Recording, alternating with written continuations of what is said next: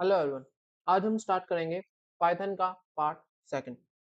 हमने पिछली क्लास में पार्ट फर्स्ट किया था और उसमें हमने देख लिया था क्या क्या देखा था। हमने उसमें इंट्रोडक्शन टू पाइथन किया था, वर्किंग विद पाइथन किया था। हमने उसमें आइडेंटिफायर समझे थे, कीवर्ड समझे थे, वेरिएबल समझे थे और ऑपरेटर्स और डाटा टाइप समझे थे। आज की क्लास में हम ऑपरेटर्स एंड एक्सप्रेशंस पढ़ेंगे। तो हम स्टार्ट करते हैं ऑपरेटर से। एक ऑपरेटर क्या होता है? कोई भी ऐसा स्पेशल सिंबल जो होता है, जो दो ऑपरेंड्स के बीच में एक स्पेसिफिक फंक्शन को करवाता है, एक स्पेसिफिक ऑपरेशन को परफॉर्म करवाता है, उसे हम ऑपरेटर बोलते हैं। एक ऑपरेटर यूज होता है परफॉर्म करने के लिए स्पेसिफिक मैथमेटिकल और लॉजिकल ऑपरेशन ऑन वैल्यूज। जो वैल्यूज ऑपरेटर वर्क करता है जिन पर, उन्हें हम ऑपरेंड्स बोलते हैं। जैसे अगर इसमें हम 10 प्लस नम में देखें तो यहाँ पर जो 10 है और जो नम है, ये दोनों क्या है? ये ये ऑपरेंड्स हैं। 10 भी एक ऑपरेंड है और नम एक वेरिएबल भी है और एक ऑपरेंड भी है। जबकि जो प्लस का साइन है यहाँ पर, ये क्या है? एक ऑपरेटर है।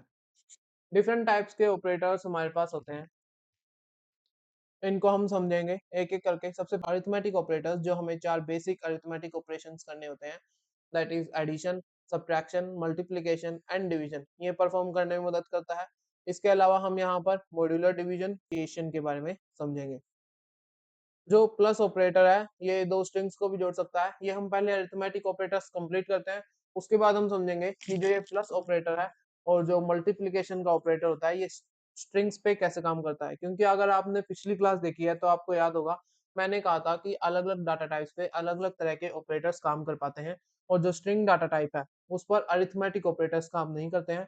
न्यूमेरिकल ऑपरेशंस वहां पर नहीं किए जा सकते, न्यूमेरिकल जो हम कैलकुलेशंस करते हैं वो वहां पर नहीं करते। तो हम स्टार्ट करते हैं प्रैक्टिकल से। हर ऑपरेटर को हम समझेंगे। तो मैंने यहाँ पर स्टार्ट कर लिया हमारी कल की फाइल जो बेसिक्स थी, जिसका मैंने बेसिक नाम रखा था, मैंने फिर से वही ओपन कर लिया। यहाँ पर मैं सबसे पहले क्या करता हूँ, मैं आपको दो वेरिएबल्स ले लेता हूँ। एक मैंने ले लिया num1, जिसकी मैंने वैल्यू रखी 8, और दूसरा जो मैंने वेरिएबल ले लिया वो ले लिया num2, जिसकी मैंने वैल्यू रखी 5। अब हम जितने भी अरिथमेटिक ऑपरेटर्स हैं, ये इन दोनों पे करेंगे। इसके अलावा हम और भी कुछ नंबर्स ले लेंगे जिन पर मैं आपको ऑपरेशंस करके दिखाऊंगा, और फिर उसके बाद आप जितने चाहें उतनी प्रैक्टिस कर सकते हैं इन ऑपरेटर्स पे। जितनी ज्यादा प्रैक्टिस करेंगे आपको उतने ज्यादा ये याद होंगे। तो सबसे पहले हम स्टार्ट करते हैं एडिशन वाले ऑपरेटर से। इसमें हम सिंपली क्या करेंगे, प्रिंट लिखना बहुत ही जरूरी है, वरना आउटपुट प्रिंट ही नहीं होगा। तो num1 हमने प्लस का साइन लगाया और num2, तो यहाँ पर जो num1 है और num2 है, ये दोनों क्या है? ये ऑपरेंड्स है, और जो प्लस है ये ऑपरेटर है। मैंने F5 प्रेस किया और स्टेटमेंट एग्जीक्यूट हुई, तो 8 प्लस 5 13। इसके अलावा हमारे पास सब्ट्रैक्शन होता है। सब्ट्रैक्शन के बाद मल्टीप्लिकेशन भी होता है और डिवीजन भी होता है। हम ये सब करके देख लेते हैं। ये मैंने एडिशन हटा के सब्ट्रैक्शन लगा दिया। इसके बाद अगर मैं देखूं तो इसको मैं यहीं से ये हटा के मैंने मल्टीप्लिकेशन लगा दिया, और एक बार फिर मैंने यहाँ पर डिवीजन लगा दिया।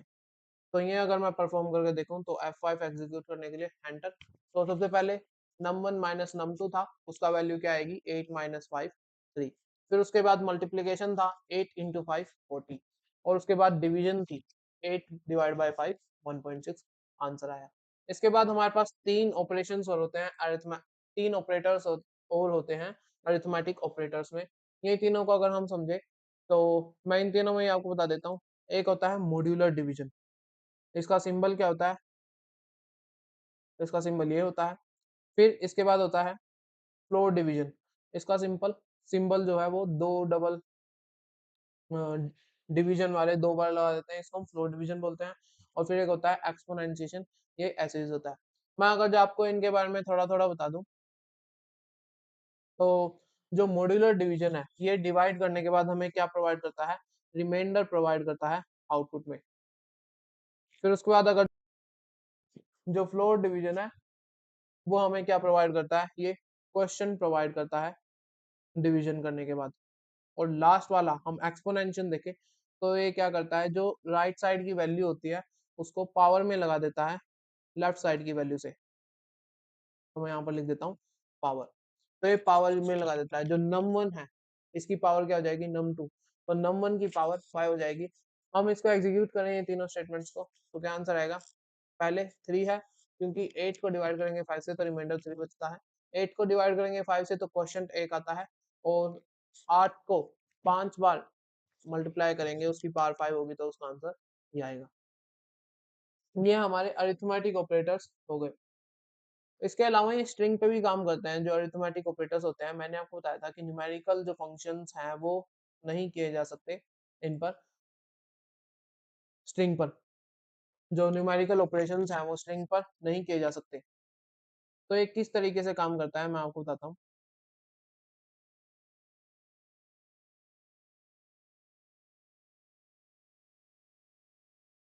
जैसे अब मैंने यहाँ पर एडिशन का साइन लगा दिया, तो ये क्या करेगा, सिर्फ 8 और 5 को जोड़ के लिख देगा, ये इनका एक्चुअल में एडिशन नहीं करेगा। अब मैंने यहाँ पर डबल कोटेशंस लगा दिया है, तो इस हिसाब से अब ये इंटीजर डाटा टाइप नहीं रहा है, ये स्ट्रिंग डाटा टाइप हो गया है। और अब मैं इसको अगर जो यहाँ पर ऐड करता हूँ तो ये सिर्फ इन दोनों को लिख के ऐड करके लिख देगा। 8 और 5 दोनों को इकट्ठा करके लिख दिया। यहाँ पर अगर मैं चाहूँ तो मल्टीप्लाई भी यूज कर सकता हूँ। मल्टीप्लाई का मीनिंग है कि जो फर्स्ट आप उसको कितने बार लिखना चाहते हैं। मैं यहाँ से नम हटा देता हूँ तो इसका मतलब है कि जो num1 वेरी स्ट्रिंग है हमारे पास, मैं उसको 2 बार लिखना चाहता हूँ। और अब मैं इसको एग्जीक्यूट करूँ तो क्या आंसर आएगा, F5 88 2 बार लिख दिया। ऐसे हम यहाँ पर इनके ऊपर काम करवाते हैं। मैं यहाँ पर अगर जो कोई अल्फाबेटिकल वैल्यू लेना चाहूँ तो वो भी ले सकता हूँ। जैसे मैंने यहाँ पर हेलो ले लिया, और इसको मैं ज़्यादा बार भी प्रिंट करवा सकता हूँ। मैंने 6 ले लिया, तो मैं इसको F5 प्रेस करके enter, hello hello hello hello hello hello 6 बार प्रिंट हो गया। अब इसके बाद हम नेक्स्ट ऑपरेटर्स पर जाएं, तो वो क्या होते हैं, रिलेशनल ऑपरेटर्स होते हैं। पर पहले मैं आपको एक बार अरिथमेटिक ऑपरेटर्स को थ्योरेटिकली बता देता हूँ। तो हम अरिथमेटिक ऑपरेटर्स देखें तो पाइथन अरिथमेटिक ऑपरेटर्स को परफॉर्म करता है। 4 बेसिक अरिथमेटिक ऑपरेशंस होते हैं। उसके अलावा मॉड्यूलर डिवीजन, फ्लोर डिवीजन और एक्सपोनेंशिएशन होता है। जो प्लस ऑपरेटर है ये कॉन्कैटिनेट कर देता है दो स्ट्रिंग्स को एक साथ लिख देता है। जो मल्टीप्लिकेशन का ऑपरेटर होता है, ये जो लेफ्ट साइड में जो ऑपरेटर है उसको मल्टीप्लाई कर देता है उतनी इंटीजर वैल्यू से जितना आपने सेकंड ऑपरेंड के बाद, जितना आपने लिखा है ऑपरेटर के बाद। और ये जो प्लस है और ये जो मल्टीप्लिकेशन है, ये सिर्फ स्ट्रिंग पे ऐसे काम नहीं करते हैं, ये लिस्ट और टपल्स के लिए भी ऐसे ही काम करते हैं। जो इनका काम स्ट्रिंग में रहता है वही सेम काम लिस्ट और टपल्स में भी रहता है। तो सीक्वेंसेस के लिए ये जो ऑपरेटर्स हैं ये क्या करेंगे, सेम काम करेंगे। नेक्स्ट अगर हम देखें तो ये देखिए, ये मैंने एडिशन किया था, ये एडिशन ऑपरेटर है। ये दो न्यूमेरिक वैल्यूज को ऐड कर देता है जो ऑपरेटर की दोनों साइड में होती है। सब्ट्रैक्शन सब्ट्रैक्ट कर देता है, मल्टीप्लिकेशन मल्टीप्लाई कर देता है और डिवीजन डिवाइड कर देता है। इसके बाद मॉड्यूलर होता है, ये हमें रिटर्न करता है रिमाइंडर वैल्यू। और इसके बाद फ्लोर डिवीजन होता है जो कि हमें question by removing decimal part को हटा देता है क्वेश्चन में से और सिर्फ इंटीजर वैल्यू क्वेश्चन की प्रोवाइड करता है। और जो एक्सपोनेंशिएशन है वो हमें क्या करता है, वो पावर में लगा देता है, एक्सपोनेंट लगा देता है। उसके बाद अगर हम आगे चलें तो आगे क्या है, रिलेशनल ऑपरेटर्स होते हैं। रिलेशनल ऑपरेटर्स को हम कंपैरिजनल ऑपरेटर्स भी बोलते हैं, कंपैरिजन ऑपरेटर्स भी बोलते हैं, क्योंकि यहाँ पर क्या होता है, एक तरीके से कंपैरिजन होता है। जो लेफ्ट हैंड साइड में चीजें हैं वो राइट हैंड साइड की चीजों से कंपेयर होते हैं। दोनों तरफ के जो ऑपरेंड्स हैं वो कंपेयर होते हैं और रिलेशनशिप डिटरमाइन किया जाता है यहाँ पर। तो यहाँ पर अगर जो हम रिलेशनल ऑपरेटर्स की बात करें तो रिलेशनल ऑपरेटर्स हमारे पास अलग अलग होते हैं। सबसे पहले मैं आपके लिए कुछ वेरिएबल्स ले लेता हूँ। जैसे मैंने इस बार num1 ले लिया 10, फिर मैंने num2 ले लिया 5, और num3 भी ले लेते हैं। ये क्या ले लिया मैंने, 15 ले लिया। इसके बाद अगर जो मैं चाहूँ तो यहाँ पर इक्वल्स टू, जो हमारा सबसे पहला रिलेशनल ऑपरेटर है वो क्या है, इक्वल्स टू है, उसका यूज करके देखना है। तो प्रिंट करो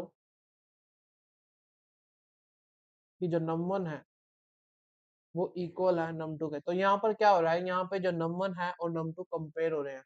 तो अगर जो ये सच होता, num1 num2 के इक्वल होता, तो ये क्या प्रोवाइड करता, ट्रू प्रोवाइड करता। लेकिन इस केस में हमारे पास क्या है, ये फॉल्स है, क्योंकि num1 10 है और जो num2 है वो क्या है, वो 5 है। तो यहाँ पर ये हमें फॉल्स पोर्ट्रे करेगा। तो फॉल्स इसने शो कर दिया, फॉल्स आउटपुट देगा। अब यहाँ पर अगर जो हम कुछ और ट्राई करें, जैसे num1 की जगह मैं num3 लिख दूँ, या फिर यहाँ पर मैं लिख दूँ num1 10 के इक्वल है, तो यहाँ पर ये मुझे क्या प्रोवाइड करेगा, ट्रू प्रोवाइड करेगा, क्योंकि num1 10 के इक्वल ही है। इसके अलावा अगर जो हमें इक्वल नोट लिखना होता है, तो हम यहाँ पर क्या लिखते हैं, हम यहाँ पर एक एक्सक्लामेटरी साइन लगा देते हैं। इसका मीनिंग है इक्वल नोट। तो अगर जो मैं इसको प्रिंट करूंगा तो ये फॉल्स दे देगा। फॉल्स क्यों देगा, क्योंकि num1 is not equal to 10 लिखा था, और ये गलत है, क्योंकि num1 10 के इक्वल ही है, तो यहाँ पर num1 इक्वल टू 10 लिखा होना चाहिए था। नॉट इक्वल टू के लिए हम क्या लगा देते हैं, हम एक्सक्लामेटरी साइन का यूज करते हैं। अगर हम एक्सक्लामेटरी साइन को यूज कर रहे हैं और उसके साथ इक्वल टू साइन लगा रहे हैं, तो इसका मीनिंग क्या है, नॉट इक्वल टू हम कहना चाहते हैं। तो ये जो मैंने ऑपरेशन लिखा है, एक्सप्रेशन, ये जो मैंने एक्सप्रेशन लिखा है, इसमें मैंने लिखा है कि num1 is not equal to 10, लेकिन num1 10 के इक्वल है, तो ये क्या है, ये फॉल्स स्टेटमेंट है। तो जब मैं इसको एग्जीक्यूट करूंगा तो आंसर क्या आएगा, फॉल्स आएगा। ये क्या आंसर है, फॉल्स आंसर है। इसके अलावा और भी ऑपरेटर्स होते हैं, जैसे num1 इज ग्रेटर देन, ये जो ग्रेटर देन मैंने लगाया है, यहाँ पर मैं लिख देता हूँ num2। num1 क्या ग्रेटर देन है num2 से, तो हाँ ये ग्रेटर है, तो यहाँ पर क्या आंसर आना चाहिए, ट्रू आना चाहिए। लेकिन अगर जो मैं इसको 2 को हटा के 3 लिख दूं, तो क्या ये ग्रेटर रहेगा, नहीं, ये क्या हो जाएगा, स्मॉल हो जाएगा, तो ये क्या है, फॉल्स आएगा। अगर जो मैं लेस देन लगा दूं, तो लेस देन ये ट्रू आएगा, क्योंकि num1 num3 से लेस है। और अगर जो मैं num3 को हटा के 5 लगा दूं, तो क्या num1 5 से कम है, तो ये गलत है, तो यहाँ पर क्या आएगा, फॉल्स आएगा। ये हमारे रिलेशनल हो गए। इसके अलावा और भी होते हैं, ग्रेटर देन इक्वल टू और लेस देन इक्वल टू। इन दोनों को आप घर पे ट्राई करेंगे एज होमवर्क, क्योंकि ये बिल्कुल सेम है। इसमें जो इक्वल टू है और जो ग्रेटर देन है, इन दोनों को मिला के ग्रेटर देन इक्वल टू बनाया गया है, और जो लेस देन है और इक्वल टू है, इन दोनों को मिला के लेस देन इक्वल टू बनाया गया है। ये देखें रिलेशनल ऑपरेटर, कंपेयर करते हैं वैल्यू ऑफ ऑपरेंड्स को जो दोनों साइड पे हैं, और उनके बीच में रिलेशनशिप डिफाइन करते हैं। ये हमारे पास 4 रिलेशनल ऑपरेटर्स हैं, एक तो इक्वल्स टू, एक नॉट इक्वल टू, एक ग्रेटर देन और एक लेस देन। जो इक्वल्स टू है, ये ट्रू वैल्यू तब प्रोवाइड करता है जब दोनों साइड की जो वैल्यूज हैं वो इक्वल हैं। नॉट इक्वल टू तब प्रोवाइड करता है ट्रू जब दोनों अलग अलग वैल्यूज हैं। ग्रेटर देन तब प्रोवाइड करता है ट्रू जब लेफ्ट हैंड साइड की जो वैल्यू है वो ग्रेटर है ना लेफ्ट राइट हैंड साइड की वैल्यू से। और लेस देन तब ट्रू प्रोवाइड करता है जब लेफ्ट हैंड साइड की वैल्यू स्मॉलर है राइट हैंड साइड से। इसके अलावा ये दो रिलेशनल ऑपरेटर्स और होते हैं, ये है ग्रेटर देन इक्वल टू और ये है less than equal to. Next हम बात करते हैं असाइनमेंट ऑपरेटर्स की। जो असाइनमेंट ऑपरेटर्स हैं, ये सिर्फ कंपेयर नहीं करते, ये चेंज भी कर देते हैं जो वैल्यू होती है वेरिएबल की। जो लेफ्ट में वेरिएबल लिखा हुआ है उसकी जो वैल्यू है वो असाइनमेंट ऑपरेटर्स यूज करने से चेंज हो जाती है। ये हमारे पास 5 असाइनमेंट ऑपरेटर्स हैं, ये पांचों हम मेनली पढ़ेंगे। इसके अलावा 3 असाइनमेंट ऑपरेटर्स जो और मेन है वो भी होते हैं, हम वो तीनों भी पढ़ेंगे। यहाँ पर हम असाइनमेंट ऑपरेटर्स की बात करें तो हमारे पास जो num1 है वो 10 है, num2 है वो 5 है, और num3 15 है। अब अगर जो मैं चाहूँ कि मैं num1 की वैल्यू 20 से इंक्रीज कर दूं, तो मैं क्या करूंगा, num1 प्लस इक्वल्स टू 20, मतलब जो num1 की ओरिजिनल वैल्यू है उसमें 20 ऐड कर दो, और फिर उसके बाद उसको num1 के इक्वल रख दो। अब इसके बाद अगर जो मैं प्रिंट करता हूँ num1 को, तो जो आंसर आएगा वो क्या आएगा, वो 30 आएगा। ऐसे अगर जो मैं एडिशन की हो जाए सब्ट्रैक्शन कर दूं, तो मतलब num1 की जो ओरिजिनल वैल्यू है उसमें से 20 सब्ट्रैक्ट कर दो, और फिर उसके बाद जो वैल्यू आती है उसको num1 के इक्वल लिख दो, तो यहाँ पर जो वैल्यू आएगी वो -10 आएगी। इसके अलावा एक इक्वल्स टू होता है, जैसे अगर जो मुझे कोई एक और वेरिएबल बनाना है, जैसे num4 है और उसकी वैल्यू मुझे सेम रखनी है num2 की तरह, तो मैं क्या करूंगा, ये लिख दूंगा। और अब मैं अगर जो num4 लिखना चाहूँ, num4 को प्रिंट कराऊं, तो क्या वैल्यू आएगी, 5 वैल्यू आएगी, क्योंकि num2 की वैल्यू क्या थी, 5 थी। ये तीन हमारे पास मेनली यूज होते हैं। हम आगे जो प्रैक्टिस क्वेश्चंस करेंगे और जो लूप्स पढ़ेंगे, रेंजेस पढ़ेंगे, उन सभी में मेनली जो यही तीन ऑपरेटर्स हैं, इन तीनों का काम होता है। बाकी मैं आपको जो 5 और ऑपरेटर्स हैं वो भी एक्सप्लेन कर देता हूँ। जैसे अगर जो मैं num1 को लिख देता हूँ मल्टीप्लाई इज इक्वल टू 5, तो मतलब जो num1 की ओरिजिनल वैल्यू है उसको मल्टीप्लाई कर दो 5 से और फिर उसके बाद उसको num1 के इक्वल रख दो। तो इसको मैं यहाँ पर ये एरर क्यों आया, क्योंकि यहाँ पर जो num4 था मैंने उसको num1 में चेंज नहीं किया था वापस, तो num4 अभी भी डिफाइंड नहीं था। तो अब अगर जो मैं प्रिंट करूँ तो क्या आंसर आएगा, 50 प्रिंट आएगा। ऐसी जो सिचुएशंस है हमें इन्हें अवॉइड करना है, क्योंकि अगर जो एरर आएगा तो आगे का जो प्रोग्राम होता है वो मैं आपको आगे बताऊंगा कि बीच में जब एरर आ जाता है तो आगे का जो प्रोग्राम है वो एग्जीक्यूट नहीं हो पाता। तो जब हम बड़े प्रोग्राम्स लिखते हैं तो वहां पर ऐसी प्रॉब्लम्स हमें हटानी होती हैं जिसे बोलते हैं डीबगिंग। जो अगला पार्ट होगा उसमें ये एक टॉपिक भी है डीबगिंग करके। अब मैंने यहाँ पर डिवाइड लगा दिया है, मतलब जो num1 की वैल्यू है उसको डिवाइड कर दो 5 से और फिर जो आंसर आएगा उसको num1 के इक्वल कर दो, दैट इज 2.0। इसके अलावा जो एक और है हमारे पास वो है मॉड्यूलर डिवीजन, मतलब डिवाइड करके जो रिमाइंडर आएगा उसको num1 के इक्वल रख दो, 0। जो बाकी दो ऑपरेटर्स हैं वो आप घर पे ट्राई कीजिएगा। एक तो फ्लोट डिवीजन इक्वल टू बचा है और एक एक्सपोनेंशियल इक्वल टू बचा है। मैं बेसिकली आपको बता देता हूँ, अगर जो आप फ्लोट डिवीजन का यूज करेंगे तो जो क्वेश्चन है वो num1 के इक्वल आ जाएगा, और जब आप एक्सपोनेंशिएशन का यूज करेंगे तो 10 का जो एक्सपोनेंट जो पावर है वो 5 लग जाएगी और जो आंसर आएगा वो num1 के इक्वल आ जाएगा। इसके बाद हम नेक्स्ट चलते हैं लॉजिकल ऑपरेटर्स पे। तो जो लॉजिकल ऑपरेटर्स होते हैं, यहाँ पर हमारे पास 3 तरह के लॉजिकल ऑपरेटर्स होते हैं। एक तो एंड होता है, एक और होता है और एक नॉट होता है। जो एंड होता है उसके लिए उसको अगर जो हमें ट्रू चाहिए तो हमें वहां पर दोनों स्टेटमेंट्स सही होनी चाहिए। जो एंड की दोनों साइड में लिखी हुई स्टेटमेंट्स हैं वो दोनों सही होनी चाहिए। और एक और बात है कि जो लॉजिकल ऑपरेटर्स हैं वहां पर हमेशा दो ही वैल्यूज आ सकते हैं, या तो ट्रू आएगा या फिर फॉल्स आएगा। जैसे मैंने लिखा num1 इज इक्वल टू 10, यहाँ पे मैं कंपेरिजन कर रहा हूँ इसीलिए मुझे रिलेशनल ऑपरेटर्स का भी यूज करना होगा। num1 is equal to 10 and num2 is equal to 5। तो यहाँ पर ये दोनों सही है, num1 भी 10 के इक्वल ही है और num2 भी 5 के इक्वल ही है। तो जब मैं इसका एग्जीक्यूट करूंगा तो यहाँ पर ट्रू वैल्यू पोर्ट्रे होगी। और अगर जो मैं यहाँ पर 5 की जगह 9 लिख देता हूँ तो क्या होगा, फॉल्स होगा, क्योंकि जो दो वैल्यू जो दो स्टेटमेंट्स थी उनमें से एक स्टेटमेंट गलत हो गई है। अगर जो हम और यूज करते हैं तो यहाँ पर इसी केस में अगर जो हम और को लगाएं तो यहाँ पर क्या होगा, ट्रू आ जाएगा। इसका रीजन क्या है, क्योंकि और ये कहता है कि कोई भी दो स्टेटमेंट्स के कोई भी एक स्टेटमेंट ट्रू हो तो ट्रू आ जाएगा। अगर जो दोनों स्टेटमेंट फॉल्स होंगी सिर्फ उसी केस में फॉल्स आएगा।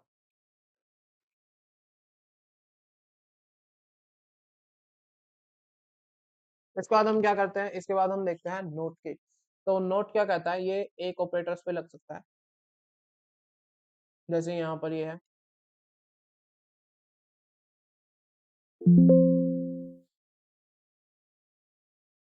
तो यहाँ पर मैं क्या लिख रहा हूँ, नोट लिख रहा हूँ। इसका मीनिंग क्या है कि num1 7 के इक्वल नहीं है, तो यहाँ पर क्या आना चाहिए, यहाँ पे ट्रू आना चाहिए। तो यहाँ पर क्या आया, ट्रू आया। अगर जो मैं यहाँ पर num1 इज इक्वल टू 10 लिख देता हूँ तो आंसर क्या आएगा, हमारे पास आंसर आएगा फॉल्स आएगा, क्योंकि हमने नोट लगाया हुआ है। num1 10 के इक्वल ही है लेकिन हमने क्या लगाया, नोट लगाया है, तो नोट का मीनिंग है नॉट इक्वल टू। अगर जो हम यहाँ पे इक्वल टू का साइन हटा के एक्सक्लामेटरी का साइन लगा देते हैं तो क्या आंसर आएगा। हमने दो बार नोट लगा दिया है, ये आपने मैथ में पढ़ा होगा कि दो बार माइनस लगाने से क्या हो जाता है, ऐड हो जाता है। तो मैंने यहाँ पे लिखा num1 is not equal to 10, तो ये बात गलत है। और यहाँ पे मैंने नोट भी लगा दिया, तो मतलब ये यहाँ पर अब क्या करेगा, ये हमें ट्रू पोर्ट्रे करेगा। ट्रू पोर्ट्रे हो गया, फॉल्स क्यों जाए, क्यों, क्योंकि मैंने एक और नेगेटिव को जोड़ दिया, दो नेगेटिव मिल गए, एडिशन बनाते हैं, ये आपने मैथ में पढ़ा होगा, ऐसे भी आप इसे समझ सकते हैं। अगर हम थ्योरेटिकली देखें तो हमने असाइनमेंट ऑपरेटर्स पढ़ लिए, जिसमें हमने देखा कि जो वैल्यू है वेरिएबल्स की, जो लेफ्ट हैंड साइड पे वेरिएबल होते हैं उनकी जो वैल्यूज हैं वो चेंज हो सकती हैं, ऑपरेटर नई वैल्यूज असाइन करता है। हमने ये 5 ऑपरेटर्स देखे। इसके अलावा हमने जो 3 और ऑपरेटर्स देखे वो कौन कौन थे, एक तो प्लस था, प्लस इक्वल टू, एक माइनस इक्वल टू था, और एक इक्वल टू था ओनली। ये 3 हमने और देखे थे, ये 6, ये 7, ये 8। नेक्स्ट पर अगर जो हम चले तो देखिए ये इक्वल टू है, ये प्लस इक्वल टू है और ये माइनस इक्वल टू है।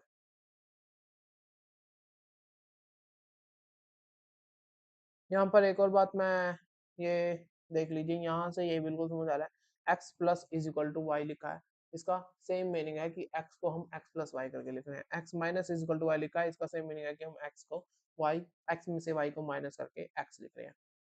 इसके बाद हम लॉजिकल ऑपरेटर्स हमने पढ़ लिए। लॉजिकल ऑपरेटर्स में हमने 3 लॉजिकल ऑपरेटर्स पढ़े, एक तो एंड पढ़ा, एक और पढ़ा और एक नॉट पढ़ा। ये जो लॉजिकल ऑपरेटर्स हैं ये कीवर्ड्स हैं, तो इसलिए इनको हम लोअर केस में लिख सकते हैं, क्योंकि जैसा कि मैंने फर्स्ट क्लास में बताया था, पाइथन एक लोअर कि पाइथन एक केस सेंसिटिव लैंग्वेज है। तो यहाँ पर ये कीवर्ड्स थे तो इसलिए लोअर केस में ही आ सकते हैं। जो कीवर्ड्स की टेबल थी वहां पे आपने इन तीनों को देखा होगा। जो लॉजिकल ऑपरेटर हैं वो या तो ट्रू देते हैं या फिर फॉल्स देते हैं। इन तीनों के एग्जांपल्स मैं आपको करवा चुका हूँ, एंड, और नॉट के। फिर हम बात करते हैं मेंबरशिप ऑपरेटर्स की। तो जो मेंबरशिप ऑपरेटर्स हैं ये यूज होते हैं ये चेक करने के लिए कि जो एक वैल्यू है वो किसी सीक्वेंस का पार्ट है या नहीं है, वो एक सीक्वेंस की मेंबर है या नहीं है। ये मोस्टली लिस्ट्स में और टपल्स में यूज होती है।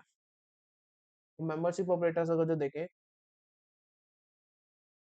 तो मेंबरशिप ऑपरेटर्स के लिए पहले लिस्ट बना लेते हैं। तो नंबर्स की लिस्ट बना लेते हैं हम। तो नंबर्स के लिए मैंने लिखा 1 2 3 4 5, ये मैंने एक लिस्ट ले ली। अब इसके बाद मैं देखना चाहता हूँ कि जो 3 है वो लिस्ट में है या नहीं है। तो इसके लिए मैं क्या यूज करूंगा, इन। हमारे पास जो ऑपरेटर है वो आपकी बार क्या है, इन है। तो इसको अगर मैं प्रिंट करूँ तो प्रिंट 3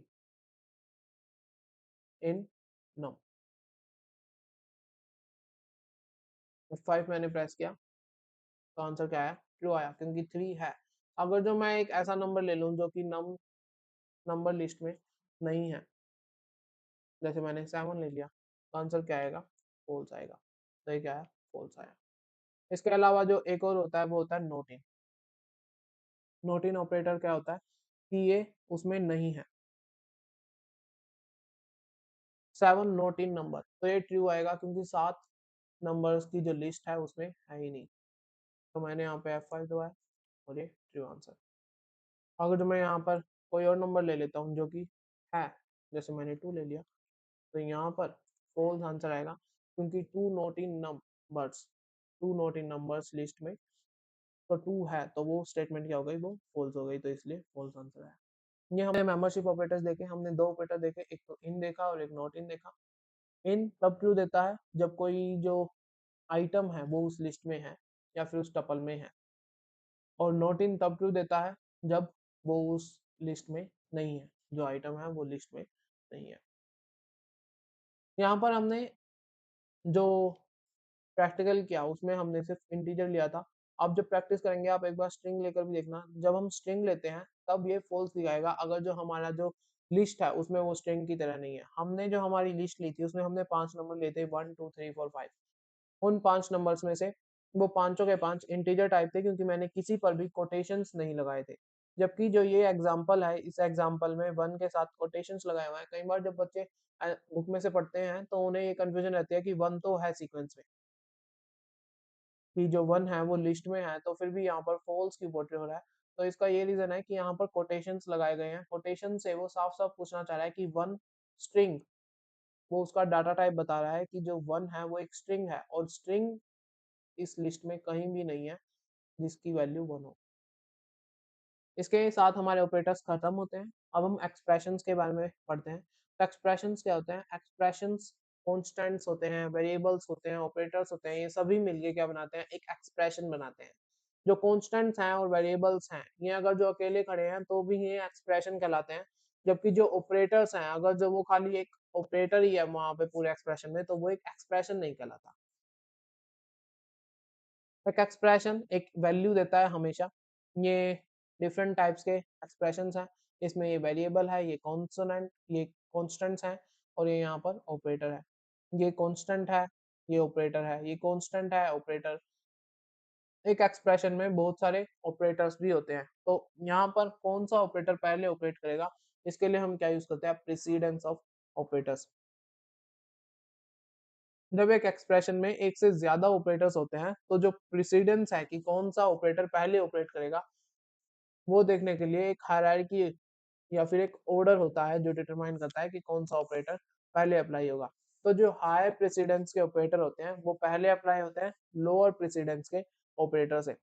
जैसे मैथ में पढ़ते हैं, बोर्ड मास पढ़ते हैं, तो उसमें बोर्ड मास होता है, उसमें डिवीजन, फिर मल्टीप्लिकेशन, फिर एडिशन और फिर सब्ट्रैक्शन आता है। तो ऐसे ही यहाँ पर भी जो मल्टीप्लिकेशन और डिवीजन है ये हायर प्रेसिडेंस रखते हैं एडिशन और सब्ट्रैक्शन से। इसके बाद अगर जो हमें एडिशन और सब्ट्रैक्शन किसी में पहले करवाने हैं तो हम वहाँ पर क्या कर सकते हैं, पैरेंथेसिस इंक्लूड कर सकते हैं, जैसे हम मैथ में भी करते हैं। अगर जो हमें कोई एक्सप्रेशन लिखना है, मैथ में भी ऐसा ही होता है, अगर जो हमें कोई एक्सप्रेशन लिखना है और उसमें हमें मल्टीप्लिकेशन और डिवीजन से पहले कुछ और करवाना है, तो वहाँ पर हम उसकी जो प्रेसिडेंस है वो कैसे बढ़ाते हैं, उसको प्रेसिडेंस को ओवरराइड कैसे करते हैं, पैरेंथेसिस लगा के, ब्रैकेट्स लगा के। और अगर जो ऑपरेटर्स हैं उनकी इक्वल प्रेसिडेंस है तो जो एक्सप्रेशन है वो कैसे इवेल्युएट होगा, वो लेफ्ट से लेके राइट तक जाएगा। अगर जो दो एक ही ऑपरेटर को दो बार एक एक्सप्रेशन में यूज किया गया है तो पहले लेफ्ट वाला काम करेगा और फिर उसके बाद राइट वाला काम करेगा, ऐसे यहाँ पर प्रेसिडेंस चलेगा। इसके बाद कुछ एग्जांपल्स हैं, ये एग्जांपल्स मैं आपको भी करके दिखा देता हूँ।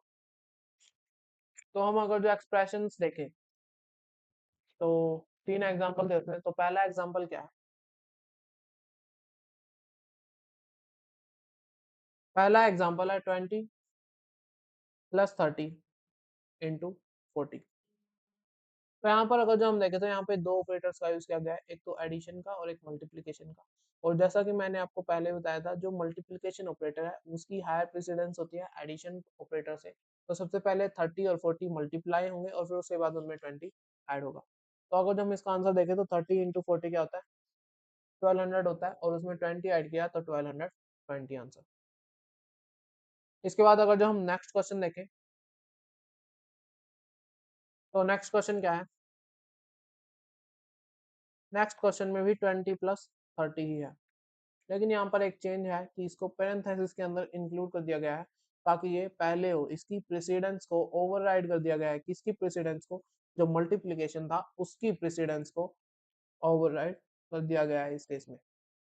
तो यहाँ पर जब हम करेंगे तो 20 + 30 पहले ऐड होंगे और फिर उसके बाद 40 से मल्टीप्लाई होंगे, जिसका आंसर 2000 आएगा। इसके बाद अगर जो हम नेक्स्ट एग्जाम्पल देखें तो 15.0, यहाँ पर फ्लोटिंग नंबर्स लिए गए हैं, इसको डिवाइड किया 4.0 से और फिर उसके बाद एडिशन ऑपरेटर लगाया गया है और फिर उसके बाद ओवरराइड करने के लिए पेरेंथेसिस इंक्लूड किए गए हैं, 8 + 3.0। अब इसको अगर जो हम रन करेंगे तो सबसे पहले पेरेंथेसिस वाले काम होंगे, जैसे 8 + 3 11 हो जाएगा। फिर उसके बाद डिवीजन हायर हायर प्रेसिडेंस रखता है तो 15/4 होगा, और जो भी आंसर आएगा वो क्या होगा, 11 में ऐड हो जाएगा। तो हम इसको रन करें, F5 से एग्जीक्यूट करें, तो क्या आंसर आएगा 14.75, क्योंकि 15 को 4 से डिवाइड किया तो आंसर आया था 3.75 और उसमें हमने फिर ऐड कर दिया 11। तो यहाँ पर हमने ये तीनों एग्जांपल्स कर लिए हैं। आप घर पे एक बार इन तीनों एग्जांपल्स को दोबारा प्रैक्टिस कीजिएगा और ये देखिएगा कि जो आंसर आया वो किस बेसिस पे आया है, किसको पहले हायर प्रेसिडेंस मिला है और किसको लोअर प्रेसिडेंस मिला है और उसके पीछे क्या रीजन है। यहाँ पर हमने ऑपरेटर्स और एक्सप्रेशंस आज खत्म कर लिए हैं, ये पार्ट 2 था। अब जो नेक्स्ट वीडियो आएगी वो पार्ट 3 आएगी, जिसमें हम इनपुट एंड आउटपुट पढ़ेंगे, डीबगिंग पढ़ेंगे, फंक्शंस पढ़ेंगे और इफ एल्स स्टेटमेंट्स पढ़ेंगे। ये जो चारों चीजें हैं ये बहुत ही इंपॉर्टेंट है, क्योंकि अगर जो आपको ये चारों चीजें नहीं आएंगी तो आपको आगे बहुत प्रॉब्लम होगी जो आगे के चैप्टर्स हैं उनमें।